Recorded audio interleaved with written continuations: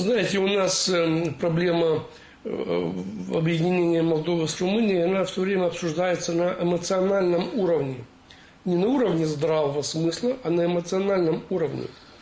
Я изучал довольно-таки обстоятельно эту проблему и хочу сказать, что в случае объединения Молдовы и Румынии возникнет огромный ряд непреодолимых проблем. Во-первых, в Молдове находится, у нас на территории Молдовы 760 тысяч пенсионеров.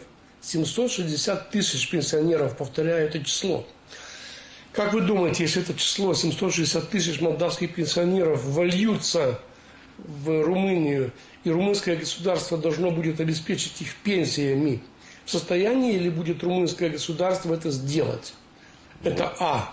И Б. Возникает второй вопрос. Румынские пенсионеры, они согласны будут поделиться частью своей пенсии для своих басарабских братьев?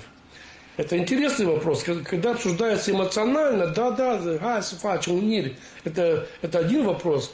А когда ставишь конкретные вопросы, вот ты как пенсионер согласен отдать свою часть пенсии твоему бессарабскому брату? Ну вот мне интересно было бы услышать ответ на этот вопрос. В состоянии ли будет румынское государство взять на себя финансирование 760 тысяч молдавских пенсионеров?